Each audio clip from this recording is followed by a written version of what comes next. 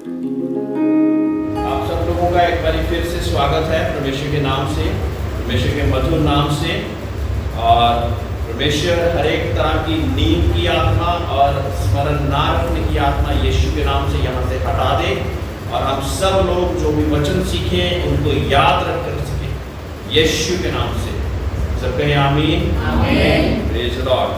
इब्रानियों की तीसरी पुस्तक पे हम आ चुके हैं, इब्रानियों की तीसरे चैप्टर पे। हालेलुया। तीसरे चैप्टर पे ना।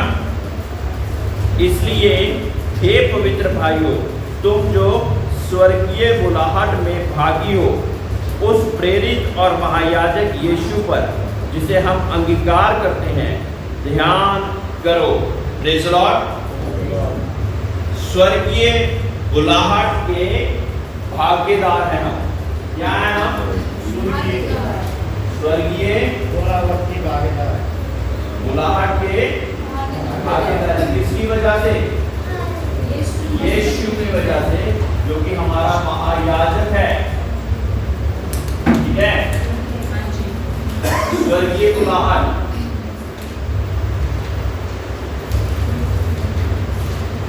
स्वर्गीय बुलाहट हमें किसके द्वारा प्रदान हुई?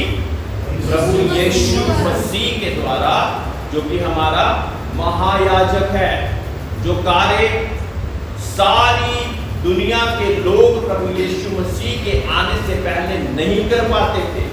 यानी कि स्वर्ग राज का रास्ता जिन लोगों के लिए खुलना असंभव सा हो गया था, उनके लिए परमेश्वर ने एक प्लान बनाया, एक योजना बनाई। प्रभु यीशु मसीह को स्वर्ग से पृथ्वी पर देहधारी होकर बनाया, और वो हमारा एक महायाजक बनकर हमारे लिए स्वर्गीय बुलाहट का कारण बन गया। Praise the Lord. अब स्वर्गीय बुलाहट है, किसी को बुलाएं वो आए या ना आए, ये उसके ऊपर है ना। बुलाहट परमेश्वर ने यीशु मसीह के नाम से आप सभी लोगों को निमंत्रण, खुला निमंत्रण दे दिया है कि आप सभी लोग स्वर्गीय बुलाहट के भागीदार हो सको। Praise the lord. हालेलुया। स्वर्गीय बुलाहट के भागी हो सके, है ना। सभी लोगों को, किसी एक को भी नहीं यही सोचा कि वो स्वर्गीय बुलाहट का भागीदार ना हो सके। Praise the Lord. और कैसे होता है? जिसे हम अंगीकार करते हैं। सबसे पहले क्या करते हैं? अंगीकार करते हैं। अंगीकार की प्रार्थना याद है सबको, है ना। सबसे पहले हम अंगीकार करते हैं, और फिर क्या करते हैं? फिर अंगीकार करके अपने महायाजक यीशु पर ध्यान करो, हाँ, कि उसने हमें बुलाया है एक दासत्व के जीवन से निकाल कर। प्रभु ने हमें एक राजकीय जीवन में जीने के लिए हमें बुला लिया है। स्वर्गीय बुलाहट। Praise the lord. हालेलुया। हालेलुया। ना, स्वर्गीय बुलाहट है, मतलब कि हमें परमेश्वर चाहता है कि हम स्वर्गीय स्थानों पर रह सके। आपको पता है जो स्वर्गीय बुलाहट के भागीदार होते हैं और उसको सुनकर उसके अनुसार चलना शुरू कर देते हैं, उनके लिए परमेश्वर एक जगह बना रहा है ना। चाहे हम इस संसार में बहुत अच्छा घर ना बना पाए, लेकिन ध्यान रहे कि हम परमेश्वर के उस राज्य में बहुत अच्छा घर बना सके। Praise the Lord. जब हम एक एक अच्छा काम करते हैं, मैं उदाहरण के रूप में बताता, जब हम एक अच्छा काम करते हैं तो हमारी एक सोने की ईंट परमेश्वर के उस राज्य में हमारे घर में जुड़ जाती है। Praise the lord. हालेलुया। हालेलुया, है ना। तो जब बुरा काम करते होंगे तो फिर क्या होता होगा? फिर ईंट वापस, हाँ? तो हमने अपना परमेश्वर की स्वर्गीय बुलाहट में बहुत अच्छा घर बनाना है ना। आपको रास्ता मिल गया है, प्रभु यीशु मिल गए हैं, और उसके द्वारा हमने उसको अंगीकार करके, स्वीकार करके उसमें आगे बढ़ते जाना है, क्योंकि वह अपने नियुक्त करने वाले के लिए विश्वास योग्य था। जैसा मूसा भी परमेश्वर के सारे घर में था। विश्वास योग्य होने के कारण प्रभु को, परमेश्वर यीशु मसीह को महायाजक कहा गया, है ना। दुनिया में बहुत सारे लोग विश्वास योग्य नहीं रह पाए, है ना। एक और परमेश्वर के दास का नाम यहाँ पे दिया गया है, जो है मूसा। Praise the lord. मूसा ने पुरानी शरीयत लिखी, यीशु मसीह ने नई शरीयत लिखी।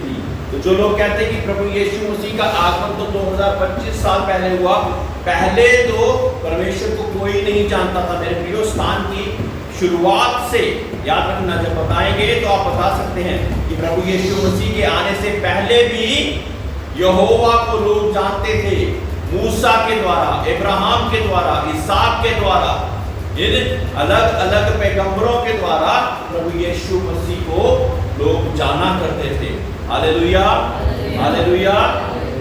ये सभी लोग पुरानी शरीयत के अनुसार, ओल्ड टेस्टामेंट में है ना, 66 पुस्तकों में से ज्यादा भाग ओल्ड टेस्टामेंट का है, पुराने ऐहदनामे का है। वो प्रभु यीशु मसीह से पहले जो लिखी गई वो सारी पुस्तकें हैं। तब परमेश्वर कैसे बातचीत किया करता था, कौन कौन से कायदे कानून परमेश्वर ने दिए, वो सारी उन पुस्तकों में लिखे गए। लेकिन वो सारे कायदे कानून को मानने के लिए हम सक्षम नहीं ठहर पाए। इसी कारण प्रभु यीशु मसीह को देहधारी होकर मेरे और आपके लिए आना पड़ा। अगर वो सारे कानूनों को हम खुद मान लेते तो प्रभु यीशु मसीह को आना नहीं पड़ता। लेकिन पुरानी शरीयत को पूरा करके, विश्वास योग्य ठहरकर, वो सारी आज्ञाओं का पालन करके उसने हमारे लिए रास्ता खोल दिया। प्रभु यीशु मसीह ने कहा कि एक मर जाए या सारी सृष्टि मर जाए, प्रभु यीशु मसीह ने ऐसा कर दिया कि मैं अकेला मर जाऊंगा तुम्हारे लिए, लेकिन तुम्हें नहीं मर मिलेगा, तुम्हारे लिए रास्ता खोल दूंगा। हालेलुया। आज जब हम विश्वास करते, प्रभु यीशु मसीह पर विश्वास करते, अविश्वासियों के लिए कुछ भी नहीं है। जब हम विश्वास करते कि प्रभु यीशु मसीह हमारे लिए मारा गया, गाड़ा गया, तीसरे दिन मुर्दों में से जी उठा, तो वो रास्ता हमारे लिए खुल जाता। नहीं तो पुरानी शरीयत के अनुसार हम मौत के भागीदारी होते, हमारे बचाने वाला कोई ना होता, हमारा उद्धार करता कोई भी ना होता, हमारा मुक्तिदाता कोई भी नहीं होता। बहुत सारे आए जो कि लोगों को मारकर अपने आप को भगवान कह दिया, डाकुओं को, चोरों को मार दिया, पाप फिर वहीं का। लेकिन प्रभु यीशु मसीह ने क्या कहा कि मैं तुम्हारे बीच में से पाप को निकाल दूंगा। एक चोर डाकू भी है, उसके बीच में से भी पाप निकाल दूंगा, तो एकदम साधारण व्यक्ति हो जाएगा। पाप को निकालकर पाप को मारना है, उसके बीच में से पाप को मारना है। उसी व्यक्ति को मार देगा तो पाप मर गया क्या? पाप कहां से मर जाएगा? वो किसी और व्यक्ति को पाप करना शुरू कर देगा। पाप को हमारे शरीर से मारकर उसने एक जयवंत का जीवन जीना सिखा दिया। विश्वास योग्य होकर सारी पुरानी शरीयत को पूरा करके उसने हमारे लिए एक नई शरीयत लिख दी। वो नई शरीयत क्या है? अनुग्रह के द्वारा तुम्हारा उद्धार हो जाएगा। Praise Lord, hallelujah. ये बहुत बड़ी बात है। अगर पुराने ऐहदनामे में आप नियम कानूनों को सीखो और जानो तो आप पूरे नहीं कर पाओगे, मैं भी नहीं पूरा कर पाऊंगा। तो फिर परमेश्वर के वचन में क्या लिखा कि 100 आज्ञाएं हैं अगर, और उनमें से अगर एक भी नहीं मानी तब भी तू पापी ही कहलाएगा। लेकिन प्रभु यीशु मसीह ने ये सिद्धांत, वो 100 आज्ञाओं को खुद मानकर हमारे लिए रास्ता खोल दिया कि अब जो मुझ पर विश्वास करेंगे तो प्रभु परमेश्वर उनको तुम मुझ में देखना। हाँ, दीपक को उसने विश्वास किया मुझ पर, तो तू उसको डायरेक्ट मत देख कि उसने क्या किया है, तू वो क्योंकि मुझ पर विश्वास उसने किया, इस कारण अब वो हमने यीशु मसीह की चद्दर ओढ़ ली है।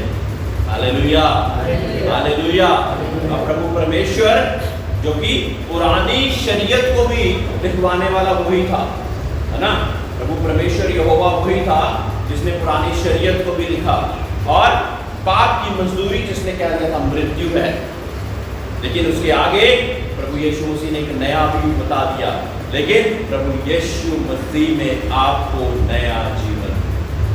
पाप की मजदूरी तो मृत्यु थी, लेकिन प्रभु यीशु मसीह में हमें एक नया जीवन मिल गया। Hallelujah, hallelujah, praise the Lord. है ना? तो मूसा कौन था? कौन था मूसा?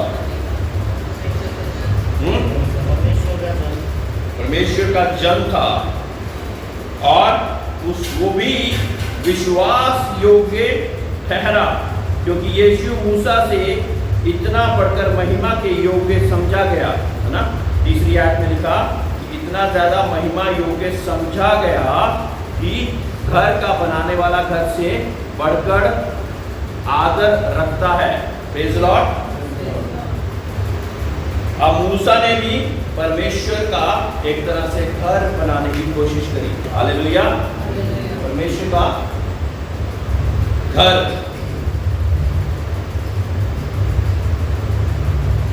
बनाने वाला घर से बढ़कर है ना? तो यहाँ पे ये है कि परमेश्वर यीशु मसीह ने अगर घर बनाया है, तो वो घर अगर हम हैं, तो घर का बनाने वाला बड़ा है कि घर बड़ा है? बनाने वाला बड़ा है। Praise the lord, hallelujah. क्योंकि हर एक घर को कोई ना कोई बनाने वाला होता है, पर जिसने सब कुछ बनाया है वह परमेश्वर है ना? मूसा तो परमेश्वर के सारे घर में सेवक के समान विश्वास योग्य रहा कि जिन बातों का वर्णन होने वाला था उनकी गवाही दे। मेरे प्रियो, मूसा कितनी सारी बातों में वफादार रहा। बहुत सारे कायदे कानून परमेश्वर ने मूसा के द्वारा ही दुनिया में लेकर आया। बहुत सारे कायदे कानून मूसा के ही द्वारा वो लेकर आया। लेकिन परमेश्वर ने उसको क्या कहा है यहाँ पर कि वो परमेश्वर का सेवक होकर, दास होकर उसने कार्य करा। लेकिन प्रभु यीशु मसीह ने क्या करा? एक बेटा होकर उसने कार्य करा। दास बड़ा है कि बेटा बड़ा? Hallelujah, hallelujah. तो परमेश्वर जब हमारे इस घर को बनाए यीशु मसीह के द्वारा, तो बनाने वाला यीशु मसीह तो बड़ा है ही है, लेकिन इस घर को भी आदर मिल जाता है। प्रेज़ द लॉर्ड, हालेलुया, हालेलुया, प्रेज़ द लॉर्ड। बोलिए, परमेश्वर मेरे इस घर को तू बना, मेरे इस शरीर रूपी घर को तू बना। Hallelujah, hallelujah. 7वीं आयत में ऐसे लिखा, अतः जैसा पवित्र आत्मा कहता है, यदि आज तुम उसका शब्द सुनो तो अपने मन को कठोर ना करो, जैसा कि क्रोध दिलाने के समय और परीक्षा के दिन जंगल में किया था। Praise the lord, hallelujah. ये हमें उस जगह पे ले जाता जब मूसा को परमेश्वर ने इस्तेमाल करा कि मिस्री देश से, गुलामी से बाहर निकाल के लेकर आए।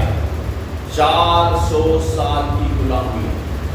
Praise the lord, hallelujah. फिर परमेश्वर ने एक ऐसा महान दास अपना उठाया जो कि उन लोगों को मिस्र से निकाल के बाहर ले आए। Praise the Lord. उनको निकाल के बाहर लाया और कहा, मैं तुम्हें एक वायदे की हुई जगह को दूंगा। Praise the Lord. एक वायदे की जगह को मैं तुम्हें दूंगा। ये मूसा को बोल के परमेश्वर वहां से बाहर लेके आने के लिए कह दिया। 10 महामारियां मिस्र देश में आई, लेकिन इस्राएलियों को छू नहीं पाई। Praise the Lord. परमेश्वर ने इस्राएलियों के लिए लाल समुद्र को भी 2 भागों में बांट दिया।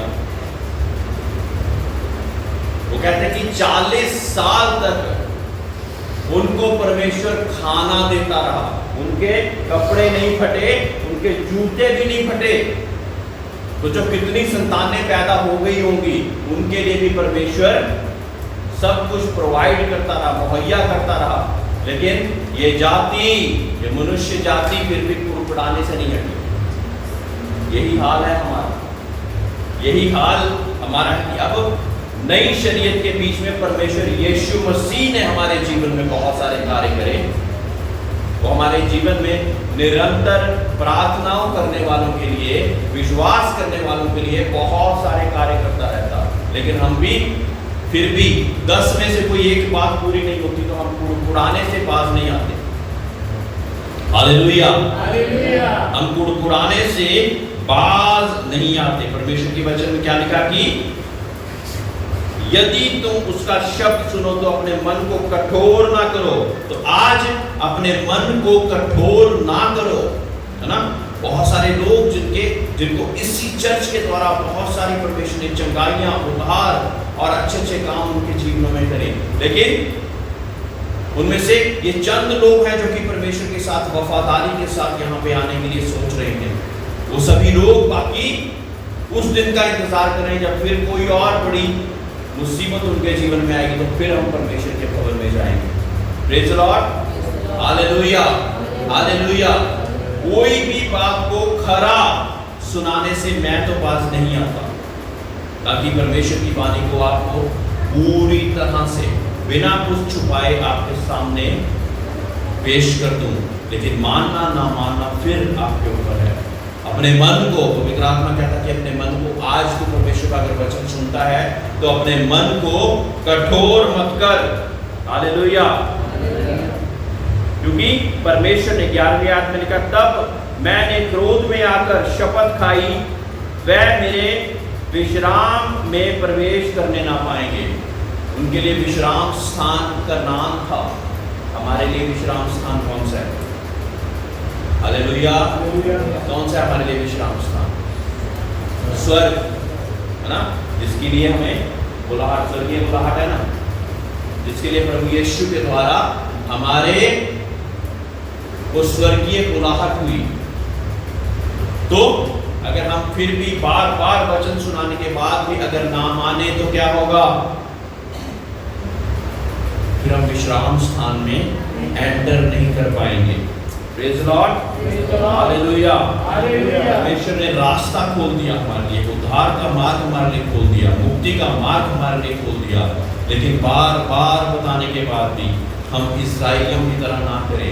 जैसे इस्राएलियों ने मूसा के समय पे करा, वैसे हम ना करें ना। कई लोगों को बार बार बताया जाता है ना।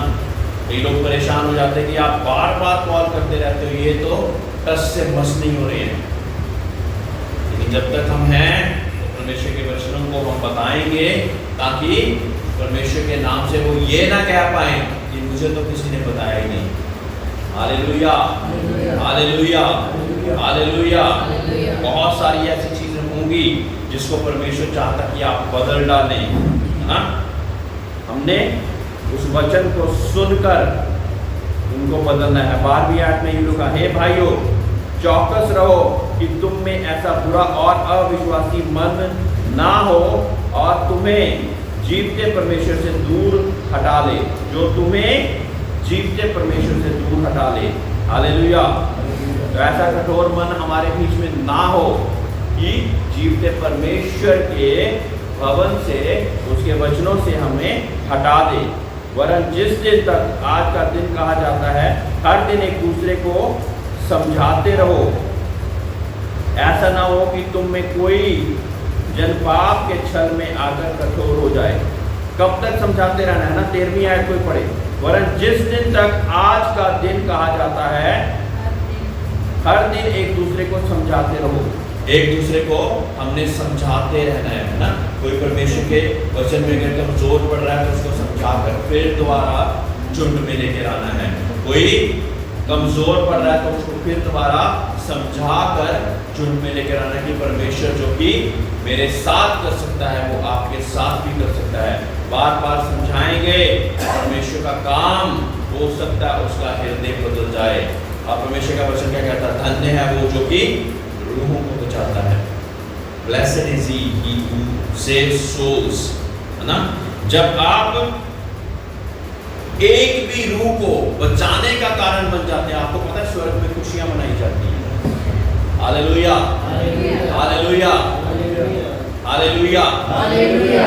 तो फिर तो 10-15 ईंटें इकट्ठी लग जाती है जब हम एक भी रूम बचा लेते हैं। हमारा जो वहाँ पे घर बन रहा है ना, उसमें 10-15 ईंटें इकट्ठी लग जाती है जब हम एक भी रूम को बचाकर परमेश्वर के आज्ञाओं पे चलने के लिए उसको आगे बढ़ा देते हैं। प्रेज़ द लॉर्ड, हालेलुया, है ना। तो कोशिश करते रहें। तभी मैं आपको बोलता हूँ ना, इससे आप ही का फायदा है जब हम आपको परमेश्वर के नाम से सुसमाचार बताते और आप आगे बताते। खुद पढ़ेंगे नहीं, जानेंगे नहीं तो आगे नहीं बता पाएंगे। तो मैंने हर बार एक और बताया कि अगर कुछ भी और नहीं आपको बताना आता तो गलत कलाम की जगह आप कम से कम अपनी गवाही तो बता सकते हैं। वो तो आप सही बताएंगे क्योंकि वो तो आपके जीवन में हुआ है ना। कम से कम वो जरूर बताएं। बाकी जब वो यहाँ पे आ जाएंगे तो हम परमेश्वर के कलाम को अपने आप से उनको बता देंगे। Praise the Lord. लेकिन अगर परमेश्वर के कलाम भी बताने का आप निश्चय लेते हैं तो बहुत सारी ट्रेनिंग्स हैं जिसके लिए आपको मैं उनमें डाल सकता हूं ताकि आप उन ट्रेनिंग्स के साथ परमेश्वर के कलाम को एक शब्द बाय शब्द सीख सको और परमेश्वर में और आगे बढ़ सको। प्रेज़ द लॉर्ड, हालेलुया, हालेलुया, हालेलुया। मन को कठोर नहीं करना ना। जब प्रभु यीशु मसीह ने हमारे लिए वो कार्य कर दिया जो कि कोई और नहीं कर सकता था। 15वीं आयत में फिर दोबारा वही चीज बोली है, जैसा कहा जाता है, यदि आज तुम उसके शब्द सुनो तो अपने मनों को कठोर ना करो जैसा कि क्रोध दिलाने के समय किया था। भला किन लोगों से सुनकर भी क्रोध दिलाया? क्या उन सब ने नहीं जो मूसा के द्वारा मिस्र से निकले थे और वह 40 वर्ष तक किन लोगों से क्रोधित रहा? क्या उन्हीं से नहीं जिन्होंने पाप किया और उनके शव जंगल में पड़े रहे? और उसने किनसे शपथ खाई, तुम मेरे विश्वास में प्रवेश करने ना पाओगे, क्योंकि केवल उनसे नहीं जिन्होंने आज्ञा ना मानी। अतः हम देखते हैं कि वह अविश्वास के कारण प्रवेश ना कर सके। Praise the Lord. बहुत सारे लोग बड़े कठोर होके बैठे, हम विश्वास नहीं करेंगे। मेरे प्रियो, इससे हमारा कोई नुकसान नहीं हो रहा है। विश्वास करेंगे तो उस स्वर्गीय स्थान में प्रवेश कर पाएंगे। विश्वास नहीं करेंगे तो हमारे शव यहीं के यहीं, जैसे इसराइलियों पे पड़े हुए थे, यहीं के यहीं पड़े रह जाएंगे। Praise the lord, hallelujah. हमारे लिए अवसर है, अपॉर्चुनिटी है, अवसर है कि हम परमेश्वर की इन बातों को मानकर परमेश्वर के साथ पढ़ना सीख लेना और उनके लिए रोए कुरलाएं जो कि हमारे परिवार के सदस्य हैं, जो कि बार बार बताने पर भी नहीं आ पा रहे, उनके लिए प्रार्थनाएं करें ताकि किसी न किसी दिन वो बदल जाएं। और उनके बदलने से क्या होगा कि अगर आप उसका कारण बने हैं तो परमेश्वर आपको धन्य कहता है। आप धन्य हैं, आप ब्लेसेड हैं, आप आशीषित हैं। प्रेज़ द लॉर्ड, हालेलुया, हालेलुया, है ना। तो इसी कारण हमने जो एक बात वो रखी है कि आपने परमेश्वर के वचन को किसी को बताना है, वो बहुत ज्यादा महत्वपूर्ण बात है। वो स्वर्गीय आशीषों के लिए नहीं, दुनिया की आशीषों के लिए नहीं, लेकिन स्वर्गीय आशीषों के लिए है। प्रेज़ द लॉर्ड, हालेलुया, हालेलुया। जब एक भी रूह आपके कारण अगर बच जाएगी, परमेश्वर के भवन में आ जाएगी, तो परमेश्वर कहता है कि तेरे लिए बहुत अच्छा स्वर्ग में है। Praise the lord, hallelujah. इसलिए दुआएं प्रार्थनाओं के साथ ना, अगर नहीं बता सकते तो परमेश्वर से दुआ प्रार्थना करें। परमेश्वर, मैं भी किसी को कुछ ना कुछ तेरे बारे में बता पाऊं, मैं भी तेरे बारे में कुछ ना कुछ बता पाऊं, है ना।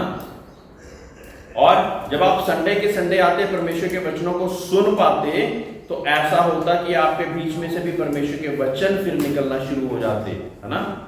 और मैं कहता कि अगर आपने कुछ और नहीं बता पा रहे, वचन का ज्ञान कम है, बता नहीं पा रहे, तो एक बात को जरूर बताना है, वो है आपकी अपनी पर्सनल टेस्टिमनी, आपकी खुद की गवाही, है ना।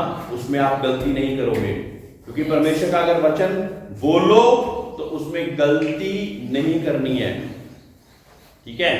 क्योंकि जब हम बोलते तो ऐसा है कि जैसे कि परमेश्वर हमारे बीच में से होकर वो बातचीत कर रहा। अगर परमेश्वर हमारे बीच में से होकर बातचीत कर रहा तो क्या कोई गलती होगी? नहीं होगी ना गलती, ना।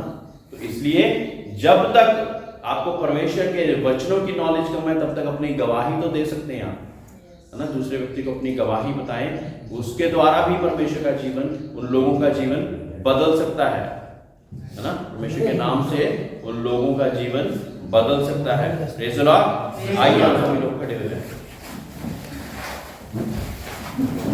अपनी आंखों को बंद करें और सर को झुकाएं।